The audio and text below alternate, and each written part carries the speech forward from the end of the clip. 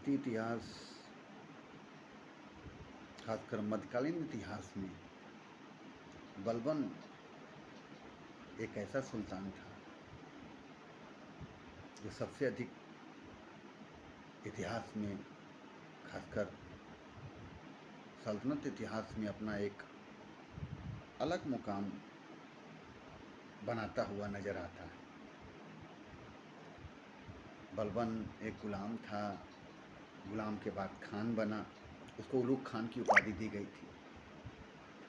अगर हम दिल्ली सल्तनत के सैनिक अधिकारियों की बात करें तो खान भी एक बहुत उच्च स्तर का कमांडर हुआ करता था।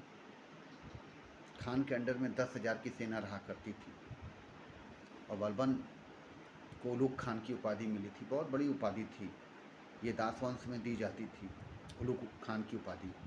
बलबन को उलुग खान की उपाधि मिली और बलबन इल्तुतमिश का दास भी हुआ करता था। इल्तुतमिश के तुर्काने चिलगानी के 40 अमीरों में से एक अमीर बलबन भी था। 20 साल बलबन ने अपने दामाद नासरुद्दीन के संरक्षण में मंत्री के पद को सुशोभित किया। हालांकि नासरुद्दीन को शासन की बहुत जानकारी नहीं थी, इसलिए बलबन ही सारी शासन व्यवस्था को देखता था। कुछ समय के लिए उसको दरबार से हटा दिया गया था, उसकी जगह एक हिंदू रेहान को वहाँ बैठाया गया था। लेकिन बहुत जल्द रेहान की अयोग्यता के कारण बलबन को फिर से दरबार में लाया गया और बलबन जब उनके दामाद की मृत्यु हो जाती है तो बलबन उनकी जगह पे गद्दी पे बैठता है और 20 वर्ष तक राज्य करता है। यानी बलबन के जब हम व्यक्तित्व को देखते हैं तो इल्तुतमिश के चुनिंदा तुर्काने चिहलगानी जो 40 अमीरों का दल था, उसका वो सदस्य था। इल्तुतमिश के बाद रजिया, फिरोज शाह, बरहम शाह जैसे लोगों के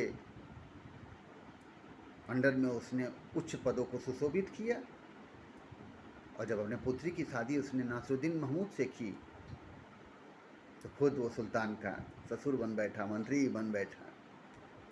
और इस दौरान उसने इतनी शक्ति अर्जित कर ली कि अपने विरोधियों को धीरे धीरे उस शक्ति के द्वारा हटाता चला गया, चाहे वो घर का विरोधी हो, चाहे वो राज का विरोधी हो, चाहे वो शासन का विरोधी हो।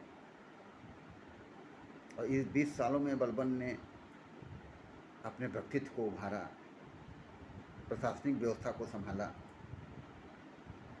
अगर हम इतिहास की दृष्टि से देखें तो ये कह सकते हैं कि गद्दी पे नासरुद्दीन महमूद जरूर बैठा था, लेकिन शासन व्यवस्था, शासन का देखभाल बलबन ही करता था। तो नासरुद्दीन के मरने के बाद बलबन गद्दी पे बैठा और गद्दी पे बैठते ही उसने एक ऐसी व्यवस्था लागू की जो दिल्ली सल्तनत ही नहीं, मध्यकालीन इतिहास में राजस सिद्धांत के नाम से जानी जाती है। अगर हम इतिहास की बात करें तो बलबन का राजस सिद्धांत बहुत प्रसिद्ध है। उसने पैबोस और सिजदा प्रथा दरबार में चलाया। उसने ईरानी राजाओं के नाम पे अपने पुत्र पौत्रों का नाम रखा। उसने ईरानी त्योहारों को अपनाया, क्योंकि ईरानी त्यौहार, ईरानी रीति रिवाज ये बहुत ही उच्च कोटि के थे। बलबन ने उनकी परंपराओं का नकल किया। इस प्रकार हम देखते हैं कि